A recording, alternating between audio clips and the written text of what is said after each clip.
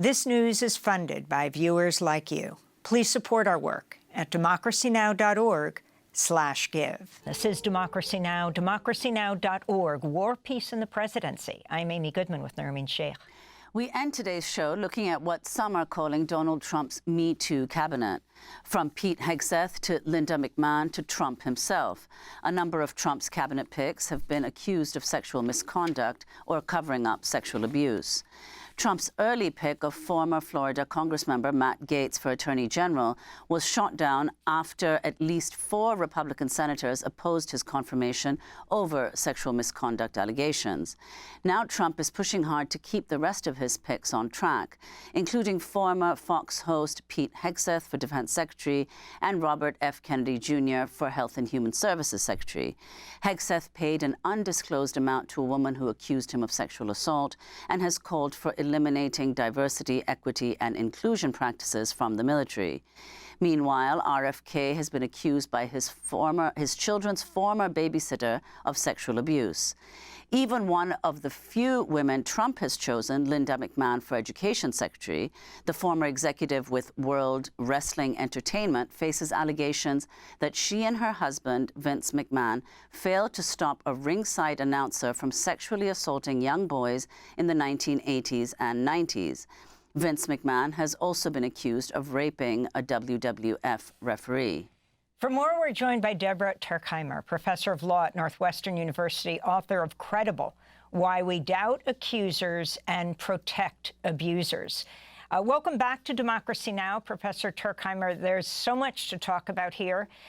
You have a huge onslaught against the Iowa Republican Senator Ernst, who herself is a lieutenant colonel in the Iowa National Guard, was raising serious questions about Defense Secretary nominee Hegseth, herself a sexual assault survivor. But last weekend, there was an enormous onslaught as a result of an ad campaign against her in Iowa. This after the election, but she's up in 2026, getting her to support Hegseth.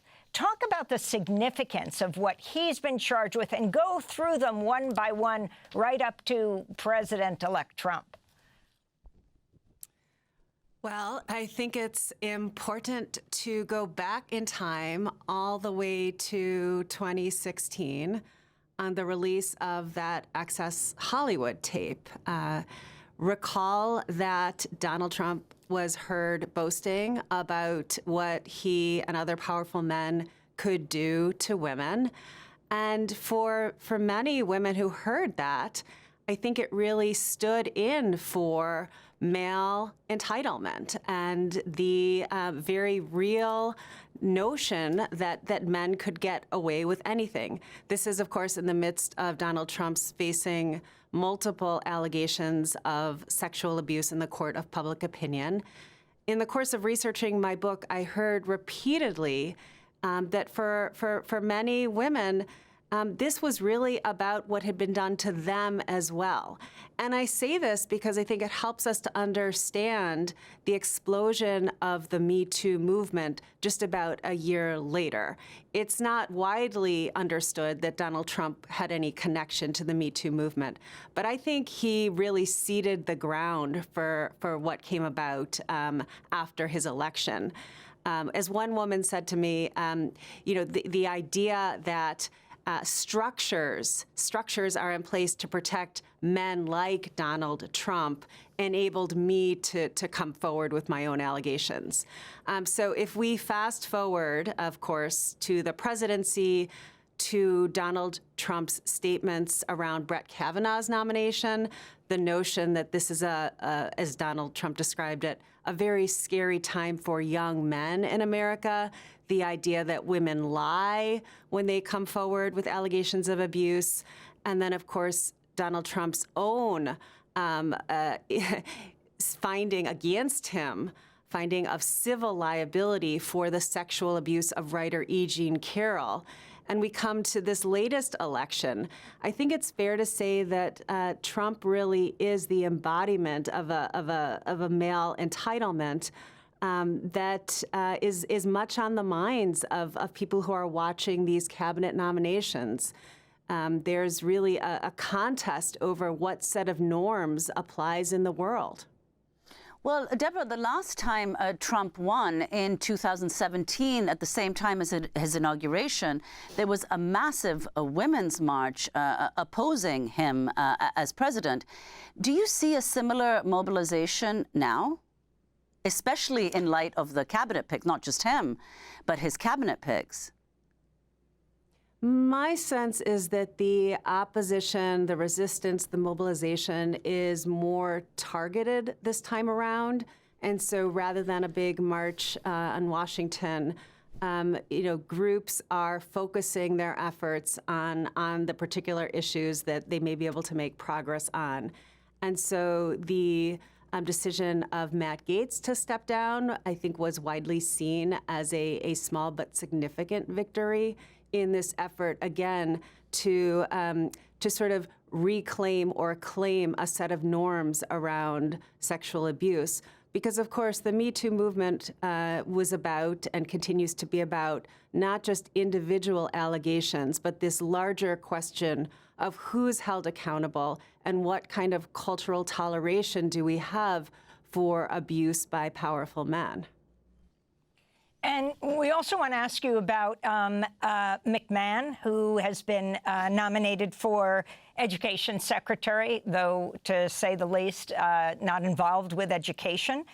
Right. So I want to be clear that the nomination of a Linda McMahon for the Department of Education or Pete Hegseth for the Department of Defense, these are not only expressions that have symbolic value about which worldview is controlling, but there are also tangible consequences that flow.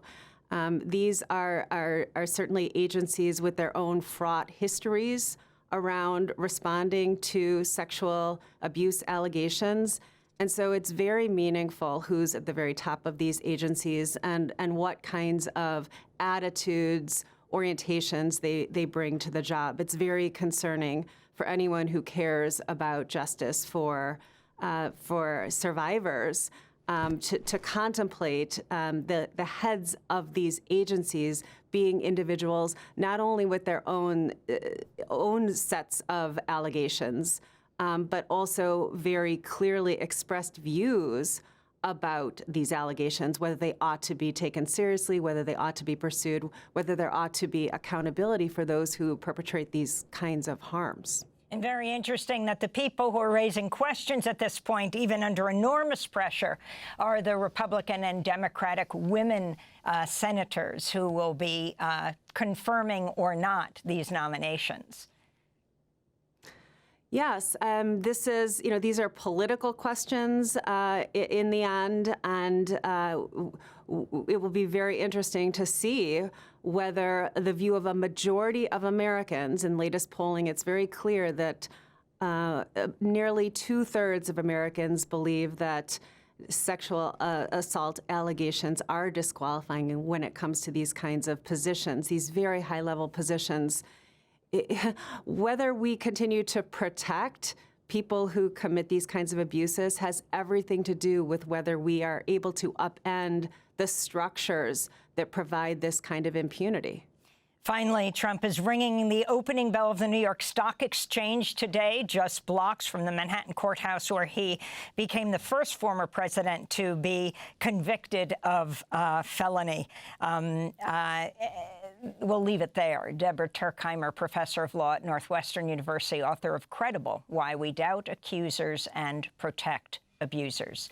I'm Amy Goodman with Nermeen Sheikh for another edition of Democracy Now! Democracy Now! Is funded by viewers like you. Please give today at democracynow.org/give.